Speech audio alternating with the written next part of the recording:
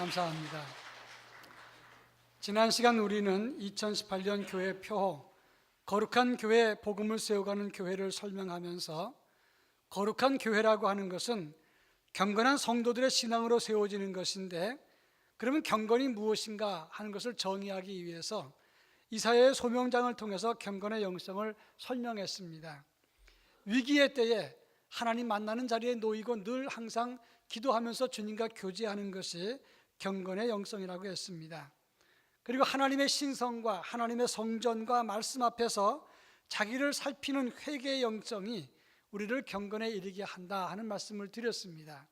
그리고 마지막 세 번째로 하나님의 부르심, 누가 우리를 위해서 갈고 했을 때 그 음성에 응답하고 순종하는 것이 경건의 영성이라 하는 말씀을 드렸습니다. 오늘은 그 연속 설교로 그럼 경건의 영성을 가지고 그 다음 단계는 무엇이 되어야 되느냐 하는 질문입니다. 경건의 영성을 가지고 우리가 하나님의 도구가 되어야 되는데, 하나님의 도구가 된다는 것은 무엇을 의미하는지, 이런 문제를 우리가 함께 나눌 생각입니다. 오늘 우리가 읽은 본문의 말씀은 여호수아가 가나안 첫 번째 성이었던 여리고를 점령하기 위해서 두 명의 정탐꾼을 파송하는 그런 장면이 오늘 본문의 내용입니다. 이 정탐꾼 두 사람이 여리고성에 잠입해서 그리고 쫓기는 중에 기생 라합이 그들을 숨겨주고 그 가정이 구원을 받는 장면이 오늘 우리가 읽은 본문의 내용입니다. 기생 라합은 두 사람의 정탐꾼을 살려줌으로써 이스라엘은 가나안 땅의 첫 번째 정복 사업을 성공시키고 가나안 땅의 교두보를 마련하게 되었다고 하는 것입니다. 하나님은 비천한 신분의 여인을 통해서 여리고 성을 점령하는 데 큰 공을 갖게 하셨습니다. 그 가정을 살리실 뿐만 아니라 메시아의 조상이 되게 하셨다 하는 것입니다. 그런 의미에서 이 기생 라합의 사건은 비천한 사람도 하나님의 은혜를 입을 수 있는, 하나님의 은혜를 다룬 그런 본문이라고 말할 수가 있습니다. 그러나 이 본문을 다른 관점에서 보면 자기 동족을 배반하고 적국 편을 들어서 자기만 생존했다는 비판을 받을 수도 있다고 하는 점입니다. 그러나 이 사건은 엄밀한 의미에서 하나님 나라는 혈통이나 신분에 의해서 세워지는 것이 아니라 하나님의 섭리와 믿음으로 의해서 세워진다는 것을 설명한 본문이기 때문에 그런 관점에서 이 본문을 해석할까 합니다. 그 당시 가장 비천한 신분이었던 기생 라합이 무엇을 할 수 있겠습니까? 가진 것도 신분도 능력도 부족했지만 그는 하나님의 도구가 되었습니다. 어떻게 해서 하나님의 도구가 될 수 있었는가를 살피면서 오늘 이 문제는 우리 거룩한 영성을 가진 우리들에게 큰 도전을 주기 때문에, 그러면 하나님의 도구가 된다는 것은 무엇을 의미하는지, 어떤 결단이 필요한지를 함께 이 본문을 통해서 살펴보자고 하는 것입니다. 제일 먼저 1절과 4절 말씀을 읽겠는데, 1절은 제가 읽겠습니다. 눈의 아들 여호수아가 시딤에서 두 사람을 정탐꾼으로 보내며 이르되 가서 그 땅과 여리고를 엿보라 하매 그들이 가서 라합이라 하는 기생의 집에 들어가 거기서 유숙하더니 그 여인은 그 두 사람을 이미 숨긴지라 이르되 과연 그 사람들이 내게로 왔었으나 그들이 어디서 왔는지 나는 알지 못하였고. 오늘 본문 1절에 보면 그들이 이 두 사람 정탐꾼이 여리고성에 들어가서 라합이라고 하는 기생의 집에 들어가서 유숙했다라고 말합니다. 여기서 말하는 기생이라는 말은 히브리 말로 조나라는 말인데 간음, 매춘하는 여성을 말하는 것입니다. 가장 비천한 창녀를 말하는 것인데, 예나 지금이나 창녀라고 하는 신분은 돈이 없어서 기생이 되거나 신분이 비천합니다. 가정 영향력도 없습니다. 그 여인이 무슨 일로 하나님 앞에서 일을 하겠습니까? 그러나 그 여인은 가진 것이 없고 비천하지만 하나님 편에 섰기 때문에 그가 하나님의 도구가 되었다고 하는 것입니다. 그 당시 가나안 땅은 도시 중심의 국가였습니다. 여리고도 여리고성 왕이 다스리는 작은 도시 국가였습니다. 여러 사람들이 출입을 하지만 그런 규모가 크지 않았지만 단일 민족이 아니라 여러 민족이 섞여 살았습니다. 그리고 종교는 가나안 땅 전체가 다 다신교였습니다. 세계적인 신화학자였던 조셉 캠벨이 여신 이야기라는 책을 써서 유명한데, 그 책을 읽어보면 그 당시 고대 근동지방의 메소포타미아 문화의 영향은 다신교였다고 말을 합니다. 그 다신교 중심이 바로 고대 근동지방을 다 다스리고 애굽이나 헬라나 로마까지 가서 이렇게 종교적 영향을 미쳤다고 말합니다. 그 종교의 중심이 뭐냐면 물질의 풍요, 다산, 안정, 풍요, 쾌락을 강조하는 다신교였다 이렇게 강조합니다. 그런데 유일하게 이스라엘 종교만큼은 유일신교로 하나밖에 없었다고 말을 합니다. 기생 라합은 그러한 문화권 속에서 물질 중심, 쾌락 중심의 도시에서는 희생당하고 억압받는 비천한 소수자였고 가진 것이 없는 여인이었다고 하는 것입니다.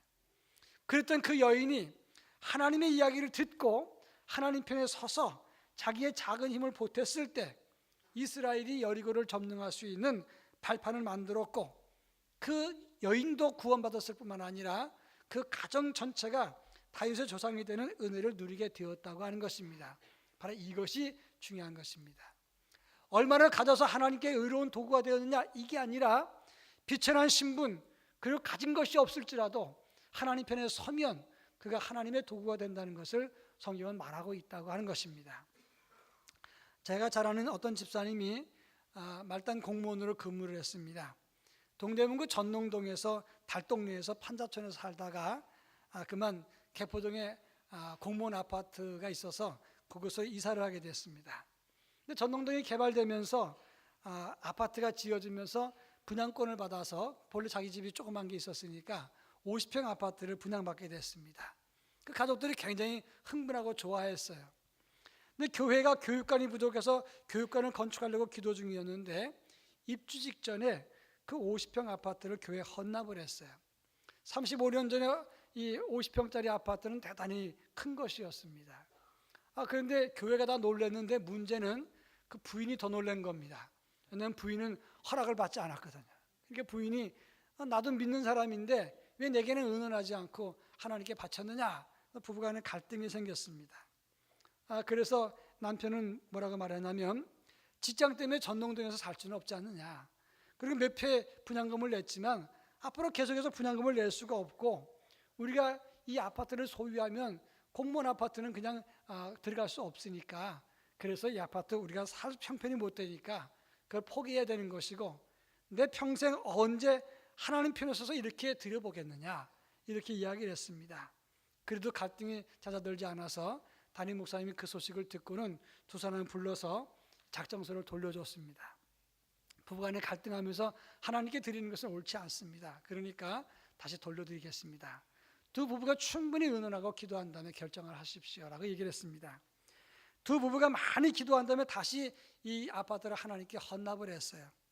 그래서 교회 교육관을 짓는데 큰 발판이 됐고 사실은 교육관을 잘 짓게 됐습니다. 그분은 개포동 공무원 아파트에 살다가 강남이 개발됐는데 이 조그만 아파트가 20억이 넘게 됐어요. 저는 그걸 보면서 하나님이 양측 다 윈윈하게 만들었다 생각을 했어요. 오해하지 마십시오. 드렸더니 하나님 물질의 복을 주셨다라는 물질의 이야기라는 게 아닙니다. 가진 것 없어도 하나님 편에 서려고 했더니 하나님께서 교회와 그 가정에 하나님께서 세우시는 역사가 있었다는 것을 말하는 것입니다. 기생 라합, 이 여인이 무엇으로 하나님 편에 서서 하나님의 도구가 되겠습니까? 돈도 없고 신분도 비천하고 영향력도 없고 싸울 힘도 없고 자기를 따르는 사람도 별로 없습니다. 기생집에 들어오는 사람들이 보통 신분이 어떻겠어요? 다 그만한 사람들이 들어오는 거 아니겠습니까? 가진 것도 없었는데 그 여인이 하나님 편에 섰을 때에, 그리고 쫓기는 두 사람을 살려주었을 때에 하나님은 그 여인을 위대하게 사용했다는 것을 말하고 있는 것입니다. 오늘 우리가 예수를 믿고 살지만 우리도 유일신 종교 속에 사는 것은 아닙니다. 우리가 살아가는 이 세상은 다신 세계 속에 있는 겁니다. 물질의 신, 권력의 신, 쾌락의 신, 이기심의 신, 과학만능의 신, 이런 세상 속에서 우리가 하나님 편에서만 선다고 하면 어리석고 미련해 보일 때가 참 많은 것이 사실입니다. 예수 믿는 우리들이 직장생활하면서 나는 하나님의 백성이라고 선언하는 순간 사회생활하기 참 어려워집니다. 그러나 중요한 것은 우리가 어떤 형편에 있을지라도 우리가 하나님 편에 설 때에 하나님은 그를 도구로 사용하신다는 사실을 잊어서는 안 된다고 하는 것입니다. 전에도 제가 말씀드렸지만 저는 군 복무 시절에 강원도 양구에서 이사단에서 근무를 했습니다. 사단 사령부에서 근무했는데 제가 근무하던 시절에 철원에 있는 7사단에 무장 공비들이 넘어왔어요. 그래서 그걸 잡느라고 아주 고생을 많이 했습니다. 근데 우리 지역까지도 넘어왔었습니다. 그래서 생긴 것이 근접전투라고 하는 과목이 생겼어요. 그리고 특별히 취약사병인 사단사령부 이 행정병들에게 교육을 시키고 군단 그리고 군사령부에서 점검이 나온다, 그런 얘기가 들렸습니다. 그래서 본부대 보좌관님이 우리 본부대 병사들을 주일날 연변장에 모아놓고 교육을 시켰습니다. 교육을 다 끝내놓고 해산을 시키지 않고 시간만 자꾸 끄는데 그 보좌관님이 질문 없나 그랬을 때 제가 손을 번쩍 들고 이제 교육 끝난 것 같은데 예배 시간 다 됐는데 교회는 언제 갑니까? 얘기했더니 그때 순간에 찬물을 끼얹듯이 조용했습니다. 고참들은 저를 째려봤죠. 그리고 보좌관님이 좀 흥분을 가라앉힌 다음에 교회 갈 딴 놈은 없냐? 물었을 때 아무도 나타나지 않았습니다. 그러자 보좌관님이 그렇게 말했습니다. 너 기독교 환자만 교회 갔다 와. 그렇게 얘기를 해서 저 혼자 교회를 가게 됐는데 교회 가면서 마음이 무거웠어요. 이제 찍혔구나. 광신자 또라이라고 그러겠구나. 고참들이 엄청 난리 나겠구나 생각을 하고 예배당에 갔다 왔는데 검들이 나왔습니다. 검들 나왔는데 하필 제가 또 지적을 당했어요. 지적당하면서 근접 전투가 뭐냐 그렇게 물었을 때 하나님이 지혜를 주어서 잘 대답을 했어요. 그래서 제가 상을 받았어요. 그 다음부터 좋은 소문이 났는데 저는 그 다음부터 공인된 기독교 환자입니다. 그래서 교회 그럼 황해국이 교회 갔다 와. 그래서 저는 주일날 빠지지 않고 교회를 다닐 수가 있었어요. 그 두 번째 또 유익했던 건 뭐냐면 그 다음에 그 전에도 그랬지만 술 담배를 권하지 않았습니다. 그 세 번째가 뭐였냐면 그 이후로 추침 전에 제가 내무반에서 예배를 드리고 추침할 수 있도록 해달라 건의했는데 그게 받아들여졌어요. 다른 사람이 말하면 듣지 않는데 기독교 환자가 말하니까 그걸 들어줘서 저는 매일 두 내무반을 다니면서 저녁 때 예배를 드리고 기도해주고 추침을 하게 됐었습니다. 그때 저는 소명을 확신하고 지금 목사가 됐지 않습니까? 개인의 자랑이나 무용담이나 눈치 없는 광신자 이야기를 하는 게 아닙니다. 하나님 편에 섰을 때 하나님의 도구가 된다는 것을 말하는 겁니다. 골리앗이 전장을 주도하고 있었을 때 어린 다윗은 하나님 편에 서서 저자가 누굽니까? 저자가 어떻게 하나님을 모욕하는데 가만히 있습니까? 그리고 하나님 편에 서서 나갔다가 전세를 바꾸고 하나님의 도구가 되었습니다. 야손이라고 하는 사람은 사도 바울을 숨겨주고 도피시킨 후에 자기는 끌려가서 고초를 당했지만 그 야손의 집을 통해서 데살로니가 교회가 세워졌다고 하는 사실을 알아야 되는 것입니다. 하나님은 돈 많은 사람이나 지성 있는 사람이나 많이 배운 사람이나 그리고 성경을 많이 읽은 사람을 통해서 하나님의 도구로 삼지 않습니다.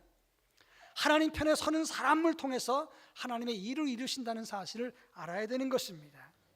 우린 때로는 감정 앞에 서고 때로는 돈 앞에 서고 때로는 사람 눈치 앞에 서서 때로는 하나님을 배신할 때가 있고 등질 때가 많습니다만은 비록 가진 것 없어도 비천한 신분이라도 하나님 편에 서는 사람을 하나님이 도구로 쓰신다는 사실을 알아야 되는 것입니다. 그런가 하면 오늘 본문 6절에 보면 또다시 우리에게 하나님의 도구로 쓰는 것이 어떤 의미가 있는가를 설명하고 있습니다. 6절 말씀을 다 같이 한번 읽어보겠습니다. 6절 그가 이미 그들을 이끌고 지붕에 올라가서 그 지붕에 버려놓은 3대에 숨겼더라. 오늘 보면 2절에 보면 어떤 사람이 여리고 왕에게 보고합니다. 정탐꾼이 지금 침투했다고 보고를 합니다. 7절에 보면 사람들이 요단 나루터까지 쫓아갔고 성문을 닫았다 그렇게 말하고 있습니다. 이게 무슨 말이냐면 이런 겁니다. 지금 정탐꾼 두 사람이 여리고성에 들어왔습니다.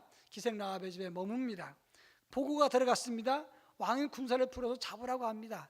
나갔을 줄 모르니까 성문 밖에서는 요단 나루터까지 쫓아갔고 성문을 닫고 난 다음에 그 안에 있는 병사들이 이 정탐꾼을 수색을 하는 겁니다. 그런데 왜 하필이면 정탐꾼이 라합의 집에 들어갔을까 하는 질문입니다. 그 당시 기생의 집은 일반 집과는 달리 돈만 주면 들어갈 수 있는 객주였어요. 그리고 이 여리고 성은 외지 사람들이 자꾸 드나들던 성이었기 때문에 그 객주에 머물면서 민심이나 정보를 얻을 수 있었기 때문에 그래서 기생 라합의 집에 들어가게 된 겁니다. 그런데 이 라합은 이미 하나님에 대한 소식을 알고 있었어요. 9절에 보면 여호와께서 이 땅을 너희에게 주신 줄을 내가 아노라 그랬습니다. 10절에 보면 여호와께서 홍해바다의 물을 가르신 일과 아모리의 두 왕 시온과 옥을 진멸시킨 것을 우리가 들었다. 11절에 보면 우리가 두려워하고 간담이 녹았다라고 말합니다. 근데 원어를 보면 간담이란 말은 없어요. 그냥 두려워하고 녹았다고 그랬는데 이 말은 크게 두려워하고 그들이 무기력해졌다 이렇게 말을 하는 겁니다. 성경 심리학자들의 말에 의하면 이 기생 라합의 신세는 그 당시 물질 중심 그리고 풍요와 성적인 쾌락을 중요시 여겼던 그런 문화권 안에서는 이 여인은 학대받고 성적으로 추행당하고 차별받는 인생이었다는 겁니다. 그러니까 이 여인은 사실은 살아있지만 죽어가는 인생이었던 겁니다. 그런데 하나님의 이야기를 들었을 때 이 여인에게 귀에 쏠깃해 들었던 건 뭐냐? 애굽에서 430년 동안 종되었던 그들을 하나님이 이끌어내서 그들을 보호하고 책임지고 인도하시는데 그들이 광야에서 하나님을 수없이 거역했어도 원망과 불평을 했어도 하나님이 받아주시면서 그들을 지켜서 가나안 땅까지 이기게 하시고 오게 하셨다는 그것을 들었습니다. 그 이야기를 들었을 때 학대받던 이 여인이 얼마나 마음이 시원했겠어요. 그러면서 나도 하나님이 살려주실 것이다 이런 마음을 들었습니다. 늘 남에게 업신여기고 그리고 비천한 여성으로 손가락질 받던 그런 여성으로 천대받던 죽음 같은 인생을 사는 그 여인이 정탐꾼이 도망다니고 쫓기고 있다는 그런 얘기를 들었을 때 살리고자 하는 마음이 들었을 것이다 이렇게 심리학자들이 말하는 겁니다. 어떻든 간에 6절에 보니까 그 사람들을 숨기고 지붕에 널어놓은 3대 다발에 숨겨주었습니다. 이 3대라고 하는 것은 3줄기를 말하는 것인데 세마포를 짜기 위해서 3줄기를 찢어다가 실을 만들어서 그것을 가지고 세마포를 짜는데 그러기 위해서 3줄기를 잘라다가 널어놨습니다. 거기에 이 정탐꾼을 숨겨놓은 것입니다. 무슨 말입니까? 사람들은 죽이려고 찾아왔지만 기생 라합은 비천했지만 이 사람을 숨기면서 살렸습니다. 그래서 하나님의 도구가 되었다고 하는 거예요. 여기에 중요한 교훈이 있는 거예요. 여러분 출애굽기의 중심이 누굽니까? 모세였어요. 근데 그 모세를 살린 건 누굽니까? 히브리 산파였던 시브라 부하였습니다. 바로 왕은 남자들이 다 나면 죽여라 그랬습니다. 그러나 이 여인들은 초라한 비천한 신분이었지만 눈에 보이는 절대 권력의 왕을 거절하고 눈에 보이지는 않는 하나님 편에 서서 사람을 살렸습니다. 그 덕에 모세가 살은 거예요. 다윗은 자기를 죽이려고 했던 사울을 2번이나 살렸습니다. 사울왕은 3,000명의 군사를 데리고 와서 다윗을 잡으려서 죽이려고 했습니다. 그러나 다윗은 그를 살렸어요. 히브리 산파나 도망다녔던 다윗, 어떤 의미에서 보면 위대하고 지체 높은 신분이 아니었어요. 그렇지만 그들은 살리는 삶을 통해서 하나님의 도구가 되어서 결국 하나님의 나라를 세웠다고 하는 것입니다. 살리는 사람이 하나님의 도구가 되는 것입니다. 말로 사람을 죽이고 사람을 힘들게 하는 것, 그런 사람이 하나님 도구가 되는 게 아닙니다. 살리는 사람, 사람을 세우는 사람, 그리고 일으키는 사람, 이런 사람이 하나님의 도구가 되어서 복음을 세울 수 있게 된다는 것을 알아야 되는 것입니다. 제가 여러 번 설교합니다마는 한국교회에서 곤단골 이야기가 참 의미가 있어요. 지금 을지로 입구에 있는 소공동의 롯데호텔, 거기가 바로 곤단골이에요. 근데 그 곤단골에는 개백정들이 모여 살았는데 그 당시에 고종 황제 있을 때에 거기에 장지부사가 돌아서 많은 이제 사람들이 죽고 병들었습니다. 그때 백정만 병든 게 아니라 시민들이 많이 죽게 되니까 고종의 어이였던 그리고 방역 책임자였던 에비슨을 시켜서 그 지역을 방역하게 만듭니다. 그 당시 선교사 무어가 곤단골에서 목회하고 있었는데 이 무어가 에비슨에게 이야기를 해서 이 에비슨 왕의 어이가 이 곤단골에는 백정을 도와줍니다. 백정들이 감동을 했어요. 그래서 예수 믿는 사람이 많아졌는데 그때 당시에 백정의 대표였던 박성춘이와 그 아들이었던 박봉출이가 그 당시에 이 질병에 걸려서 죽게 된 거예요. 어이가 가서 도와준다고 하니까 양반들이 말립니다. 비천한 그들이 그냥 죽게 내버려 둬야지 왕의 어이가 괜히 병자들 잘못 돌보면 어떻게 하겠느냐. 그때 이 에비슨이 뭐라고 말하냐면 그들도 사람입니다. 왕이나 비천한 백정이나 똑같은 생명입니다. 그래가지고 이제 그들을 치료해줘서 박성춘과 그 아들 박봉출이는 살았습니다. 근데 박성춘이 너무 고마워서 자기 아들을 주면서 가서 허드렛 일이나 시키십시오. 당신 알아서 이 아이들 쓰십시오. 맡겼습니다. 근데 박봉출이가 얼마나 성실하게 일을 하는지 이 에비슨이 그 박봉출을 세브란스 의과에 공부를 시켰습니다. 그때 양반들이 얼마나 구박을 했는지 몰라요. 야, 백정이 의사가 되면 무슨 못하다 나아지냐? 그래서 얼마나 무시하는지 모릅니다. 그러면서 모욕과 시비를 참으면서 열심히 공부해서 이 박봉출이가 최초의 우리나라 외과 의사가 되는데, 이 박봉출이 이름을 바꿔서 박사장이 되는 겁니다. 아주 유명한 의사가 됐어요.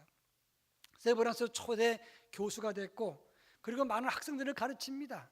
그러다가 일제 36년 동안에 일제 우리나라 국권을 상실했을 때는 만주에 가서 구세의원을 만들어서 병자를 고치면서 독립운동을 하고 학교를 세웁니다. 나중에 임시정부에서는 의정원으로 활동을 합니다. 이 박성춘과 박봉출 박사장이는 사실은 교회의 큰 일꾼이 된 게 한국 기록에 나와요.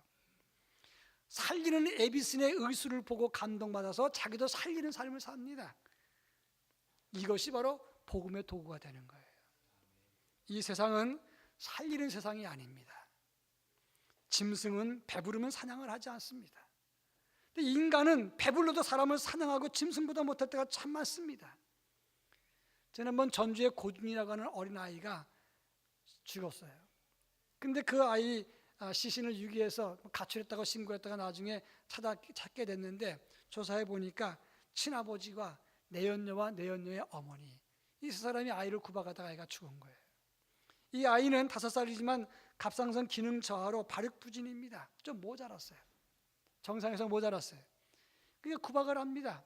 아버지가 그 아이의 발과 발목을 밟았고, 그리고 그 아버지가 가슴을 밟아갖고 갈비뼈가 부러진 상태에서, 그리고 애가 활동을 못하고 누워있다가 그냥 학대받고 구박받다가 방치돼서 죽었어요. 그리고는 그 아이를 시신을 야산에 유기했습니다. 저는 그걸 보면서 너무너무 마음이 아팠어요. 어떻게 우리나라가 이렇게 됐는가? 아버지가 아버지 되지 못하고, 그리고 친정 어머니가 있었다면 어른일 텐데 젊은이들을 보고 그렇게 살면 안 된다, 하늘이 노한다고 가르쳐야 되는 거 아닙니까? 그런데 부모와 어른들이 아이를 죽였어요. 땅에다 버렸습니다. 이 세상은 돈과 권력과 힘을 가지고 사람을 죽이고 괴롭히고 힘들게 하는 세상입니다. 짐승의 세계보다 못합니다. 최근에 미투 운동이 확산되고 있어요. 이 미투는 뭐냐면 영어로 미투, 나도 똑같다 그 뜻 아닙니까? 나도 피해자다, 그런 운동이었어요. 배우여 가수였던 알리사 밀라노가 제안해서 시작된 미투 운동이 할리우드 영화 제작자였던 하비 웨인스타인이 여성 배우들과 여성 직원들 30년 동안 성추행했다는 것이 폭로되면서 이 운동이 시작됐어요. 근데 하루 24시간 만에 50만 명이 리트윗 지지를 했고 8만 명 넘게 나도 이런 피해를 받았다 폭로했어요. 무슨 말입니까? 이 세상은 돈 있으면 돈질하고 갑이면 갑질하는 세상입니다. 힘 있으면 약한 사람을 죽이는 세상입니다. 기생나합, 비천하고 가진 것 없습니다. 그 사람도 남들이 밟으면 밟히는 삶을 살았을 것입니다. 그러나 그 여인은 사람을 살렸어요. 살리다가 하나님의 도구가 되어서 가나안 땅에 하나님 나라를 세우는데 일조하게 되었다고 하는 것입니다. 예수님이 이 땅에 오신 목적이 무엇입니까? 요한복음 10장 10절에 보면 나는 사람을 살리고 풍성케 하기 위해서 이 땅에 오셨다고 그러지 않습니까? 그런 의미에서 예수님 때문에 구원받고 살리는 백성이 되었다면 우리도 다른 사람의 풍성한 삶을 위해서 말 한마디라도 잘해줘야 되는 거예요. 그리고 사람의 생명을 살리기 위해서 힘을 써야 되는 것입니다. 우리는 가진 것 없을지라도, 비천한 신분일지라도, 배운 것 없을지라도 살리는 입술, 살리는 삶을 통해서 하나님의 도구가 되어야 된다 하는 것입니다. 이런 삶이 우리의 삶 되기를 주의 이름으로 축원합니다. 마지막 세 번째, 오늘 9절부터 11절 말씀을 한 절씩 읽어보겠습니다. 9절 제가 읽습니다. 말하되 여호와께서 이 땅을 너희에게 주신 줄을 내가 아노라. 우리가 너희를 심히 두려워하고 이 땅 주민들이 다 너희 앞에서 간담이 녹나니 이는 너희가 애굽에서 나올 때 여호와께서 너희 앞에서 홍해물을 마르게 하신 일과 너희가 요단 저쪽에 있는 아모리 사람의 두 왕 시온과 옥에게 행한 일, 곧 그들을 전멸시킨 일을 우리가 들었음이니라. 11절 다 같이. 우리가 듣자 곧 마음이 녹았고 너희로 말미암아 사람이 정신을 잃었나니 너희 하나님 여호와는 위로는 하늘에서도 아래로는 땅에서도 하나님이시니라. 아멘. 오늘 본문에 보면 이 9절부터 11절까지 해서 기생라합이 정탐꾼을 돕는 과정이 나와 있습니다. 9절에서 하나님이 이 땅을 너희에게 주실 줄을 내가 아노라 그랬습니다. 이사 안다는 말은 원어를 보니까 확신한다는 뜻이에요. 그러면 이 가나안 땅을 이스라엘 백성들이 차지하게 될 것을 어떻게 확신했습니까? 10절부터 11절에서 그 이유를 설명하는데 10절에 보면 하나님께서 너희를 애굽에서 나오게 해서 홍해바다를 마르게 하셨지 않느냐. 아모리의 두 왕 시온과 옥과 그들을 전멸시킨 것을 우리가 들었다. 11절에 보면 그래서 우리의 마음이 녹았고 정신을 잃었다. 그때 공포감이 극심해서 패닉 상태에 빠졌다 그런 뜻이에요. 그 다음 구절이 너무 멋있어요. 그래서 그걸 보고 듣고 난 다음에 하나님이 하늘에서도 하나님이고 땅에서도 하나님이라 그랬어요. 옛날 성경에 보면 상천하지의 하나님이라고 그랬어요. 이게 훨씬 있어 보여요. 상천하지의 하나님이 너무 멋있어요. 하나님은 상천하지의 하나님이라고 고백을 했습니다. 그러니까 이 과정을 설명하면 이렇습니다. 하나님의 능력과 기적의 행하심을 듣고 확신한 다음에 상천하지의 하나님을 고백하고 그랬으니 이제는 그 편에 서서 정탐꾼을 도왔다 이런 얘기가 되는 거예요. 이게 뭡니까? 하나님의 도구가 되는 프로세스입니다. 마태복음 8장에 보면 가버나움의 백부장 이야기가 나옵니다. 예수님께서 가버나움 지역에 가셨을 때 백부장이 나와서 우리 하인을 좀 고쳐주십시오. 제가 몹시 괴로워합니다. 예수님께서 내가 가서 도와주겠다. 아닙니다. 예수님 오심을 내가 감당하지 못하겠습니다. 저는 군인인데 저 남의 밑에 있고 제 밑에도 남의 사람이 있습니다. 가라 그러면 가고 오라 그러면 옵니다. 예수님 말씀 한마디만 하시면 됩니다. 오실 것 없습니다. 그때 예수님 뭐라고 그랬습니까? 이스라엘 중에 이만한 믿음을 내가 보지 못했다 그랬어요. 말씀을 듣고 믿었으면 행하는 실천이 있을 때 이것이 신앙인 거예요. 동시에 그런 사람이 하나님의 도구가 되는 것입니다. 이게 중요한 거예요. 많은 사람이 하나님 말씀을 듣고 실천하지 않습니다. 많이 안다고 하고 많은 것을 가졌다고 하면서 그게 하나님 도구인가로 생각을 해요. 그전에도 말씀드렸습니다만 아주 오래전에 우리 교회에서 있어진 일입니다. 무더운 여름에 비가 오지 않아서 가물어서 물이 귀했을 때입니다. 제가 설교 시간에 물을 아껴 씁시다 그랬어요. 방송에서도 물 아껴 쓰자고 얘기를 했었어요. 어느 가정에 신방을 했는데 집사님 가정에 갔더니 욕조에 물을 잔뜩 받아놨어요. 근데 세수하고 쓴 물, 머리 감은 물, 목욕한 물 거기다 다 받아놨어요. 때가 둥둥 떠 있습니다. 지저분했어요. 그런데 그 물 갖다가 바가지를 벗어 이제 화장실 물을 부은 겁니다. 제가 물었어요. 왜 이렇게 하느냐고. 목사님이 설교하시지 않았습니까? 물 아껴 쓰라고. 방송에서도 나오지 않았습니까? 그분 지금도 우리 교회에 나오고 있어요. 2부 예배 참석했어요. 제가 그때 그런 감동이 들었어요. 우리 교회에 이런 분이 있다는 것이 자랑스럽다고 생각했어요. 하나님이 상천하지 하나님이라고 고백한다면 그에 합당한 영광을 하나님께 드려야 되는 거 아닙니까? 상천하지 하나님이라고 고백한다면 예배가 달라져야 되는 거예요. 동시에 하나님께 영광을 돌리는 삶이 달라져야 되는 거예요. 내가 비록 작고 가진 것 없을지라도 하나님은 상천하지 하나님을 알았다면 우리 하나님 앞에 서서 당당한 믿음 생활을 해야 될 것이고 그리고 삼가 조심하며 살아가는 삶을 살아야 되는 겁니다. 히브리서 11장 31절에 보면 믿음으로 기생라합은 정탐꾼을 평안히 영접하였으므로 순종치 아니한 자와 함께 멸망치 아니하였다 그랬어요. 야고보서 2장 25절에 보면 또 이와 같이 기생라합이 사자들을 접대하여 다른 길로 나아가게 할 때에 행함으로 의롭다 하심을 얻은 것이 아니냐 그랬어요. 듣고 믿음 때문이 아니라 듣고 믿고 행함으로 의롭다 하심을 얻었다고 하는 겁니다. 그래서 그 믿음이 인정받고 칭찬받는 믿음이 된 거예요. 많이 아는 것, 듣기를 많이 듣는 것, 가진 것이 많은 것이 힘이 아닙니다. 세상에서는 돈이 많고 권력이 있으면 힘이라고 말하지만 하나님 앞에서는 그렇지 않습니다. 얼마나 듣고 믿었느냐가 중요한 것이 아니라 얼마나 실천했느냐가 더 중요한 거예요. 하나님을 상천하지 하나님으로 믿었다면 그 하나님이 우리와 함께 계신다는 그 사실을 안다면 우리는 더 진실하게, 더 당당하게, 더 믿음으로, 더 경건하게 서야 된다고 하는 것이고 그런 사람을 하나님이 도구로 쓰시는 겁니다. 그런 의미에서 오래 믿은 것, 많이 가진 것 자랑할 필요 없어요. 많이 직분이 있다는 것도 자랑할 필요가 없어요. 지금 내가 실천하는 삶을 사느냐가 더 중요한 것입니다. 마지막으로 한 얘기만 하고 말씀 마칠까 합니다. 낮은 울타리라고 하는 작은 책에 나오는 실화 이야기입니다. 어떤 사회복지관에서 사회복지사가 아주 어려운 가정을 방문하게 됐어요.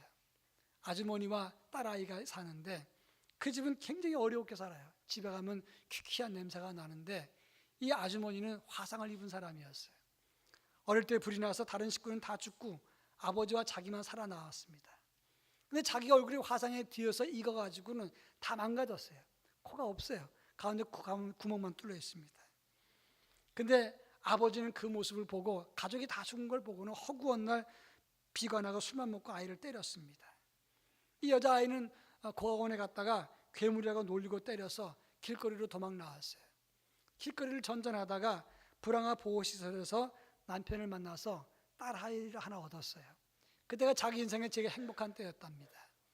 또 얼굴이 괴물처럼 돼 있는데 어떻게 남편이 결혼했는가? 남편이 맹인이었어요. 그러니까 얼굴을 못 보고 결혼한 겁니다. 그런데 그 남편이 아주머니가 딸을 낳고 난 다음에 얼마 안 돼서 시름시름 앓다가 남편도 죽었어요. 할 수 있는 게 없어요. 내가 할 수 있는 것은 전철역 앞에서 구걸하는 것밖에 없다. 구걸하면 살았는데 이 딸아이가 자기 아빠 닮아서 점점 시력을 잃어가면서 이제 소경이 될 거예요. 무려 성형수술을 받았지만 전혀 나아진 게 없었답니다. 그런 집에 복지사가 찾아가서 도울 걸 찾았는데 집에 쌀 하나 라면 하나도 없었다는 거예요. 아주머니 이제 곧 쌀과 이 라면이 배달될 겁니다. 조금만 참아주십시오. 그리고 도와줄 건 없습니까? 갈라 그러는데 이 아주머니가 잠시만요. 장롱에서 뭘 꺼내오는데 검은 봉지에 묵직한 뭘 갖고 왔어요. 이게 뭐냐니까 구걸하면서 1,000원짜리를 받으면 생활비로 쓰고 500원짜리를 받으면 딸아이 시력이 점차 떨어지니까 수술비로 저축을 하고 100원짜리 받으면 나보다 어려운 노인분께 주려고 모았다고 하는 거예요. 묵직한 걸 줬는데 세어보니까 1,006개의 동전이 있더라는 겁니다. 이 사회복지사가 이런 말을 썼어요. 동전 세느라 손은 검어졌지만 그 거룩한 더러움을 씻어내지 못해서 나는 뜬 눈으로 밤을 새웠다. 마음에 감동을 주는 글이었어요. 세상은 이런 사람들 때문에 아름답고 살만한 가치가 있는 겁니다. 많은 걸 가지고도 감사하지 못하고 나누지 못하는 사람이 얼마나 많습니까? 있으면서 갑질하는 사람도 많지만 듣고 본 대로 비천하지만 확신한 대로 실천하는 사람 때문에 하나님 나라는 세워지는 것이고 이런 사람이 도구가 되는 것입니다. 믿음이 무엇입니까? 경건이 무엇이고 도구가 된다는 게 무엇을 말하는 것입니까? 많이 아는 것, 가졌다는 것, 그것은 도구가 되는 것과 상관이 없습니다. 우리가 믿은 대로 믿고 확신하면서 실천할 때 하나님의 도구가 되는 것이고 그런 사람이 흩어졌을 때 각 곳에서 복음을 세워갈 수 있는 것입니다. 이런 믿음의 도구가 우리 모두가 될 수 있기를 주의 이름으로 축원합니다. 사랑 많으신 하나님 아버지, 비천한 신분이었던 기생 라합은 비천했지만 하나님 편에 섰고 생명을 살리고 실천하는 삶을 통해서 하나님의 의로운 도구로 쓰임받았습니다. 우리들도 그렇게 되기를 원합니다. 원하옵건대 어떤 형편에서든지 하나님 편에 서게 하시고 사람을 살리는 삶, 살리는 말, 사람을 살리는 믿음을 가질 수 있도록 도와주시고 실천하게 하옵소서, 실행하게 하옵소서, 행함으로 믿음을 증명하게 하옵소서. 그래서 하나님의 도구가 될 수 있도록 은혜를 더하여 주시옵소서. 예수님의 이름으로 기도합니다. 아멘.